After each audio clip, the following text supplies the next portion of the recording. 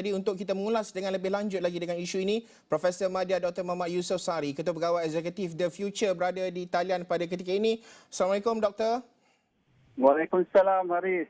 Ya, terus sahaja kepada isu ini. Data tadi Prof Zakaria menyebut bahawa ianya sebagai bahan mentah sahaja. Perlu ada modelling, technical analysis. Pandangan Dr. Yusof melihat kepada keputusan kerajaan untuk mempunyai satu kerangka data bersepadu ini.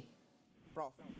Pandangan saya begini ya, kalau saya melihat pertama yang saya melihat ini adalah satu activation kembali, menghidupkan kembali fungsi MTEN, iaitu Majlis Tindakan Ekonomi. Dulu dia panggil Majlis Tindakan Ekonomi saja atau EAC, yang ini dia panggil MTEN ya. Pertama saya melihat begini, kita kena faham bahawa pengalaman saya pada sejak BEAC dulu sedikit memberi gambaran kepada saya. Yang boleh saya kongsi adalah fungsi MTEN ini adalah fungsi untuk mengkoordinasi dan juga untuk mendapatkan mandat ataupun dasar-dasar berkaitan dengan ekonomi supaya ianya dapat dilaksanakan secara cepat dan efektif.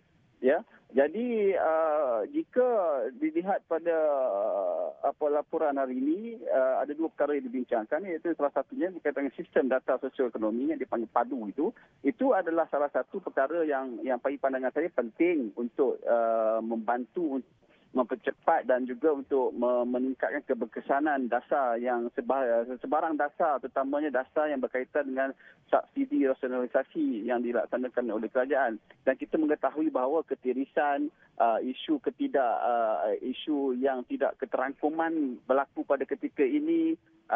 Salah satu sebabnya adalah sebab data yang berselerak, fragmented, data yang tidak bersepadu. Jadi jika ada data yang bersepadu ini, Haris, ia akan membantu untuk memastikan subsidi sampai ke sasaran, bantuan kerajaan sampai ke sasaran, dan juga untuk mengelakkan ketirisan kepada mereka yang tidak dapat. Umpamanya jika kerajaan untuk melaksanakan kenaikan harga minyak di masa depan contohnya, ataupun meningkatkan bil elektrik, tarif elektrik bagi bulan tertentu, ini memastikan data yang bagus tadi, bersepadu tadi, memastikan bahawa yang mana jika kerajaan buat program-program membantu mereka ini, dan mereka ni program-program tersebut sampai ke sasaran yang dikehendaki. Dalam yang sama, selain itu, Haris, maaf, ada masa lagi ke?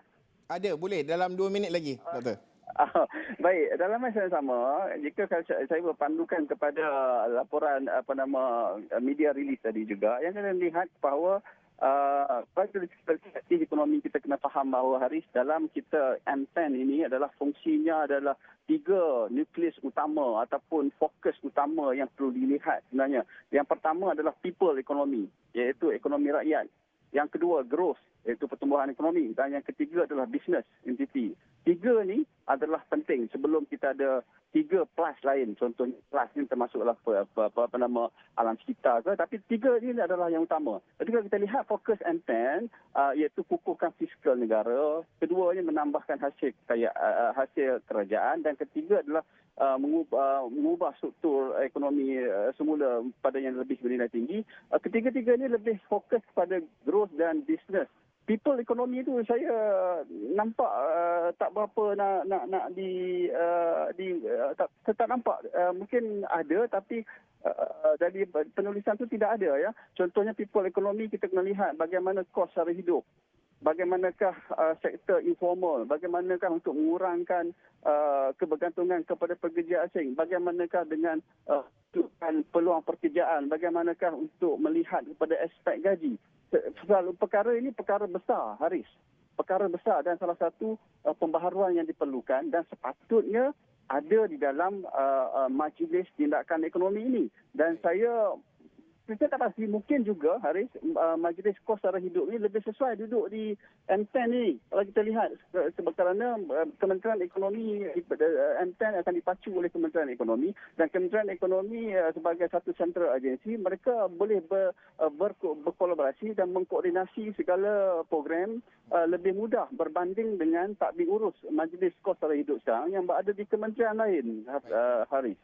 Ya, sudah tentu banyak yang boleh kita perincikan berkenaan dengan perkara ini. Kita tidak banyak masa, insya-Allah dalam Niaga Awal ini kita akan bawakan perbincangan dengan lebih lanjut. Terima kasih Profesor Madya Dr. Muhammad Yusof Sari, Ketua Pegawai Eksekutif The Future, berkongsi pandangan susulan daripada kenyataan media Majlis Tindakan Ekonomi Negara M10. Baik.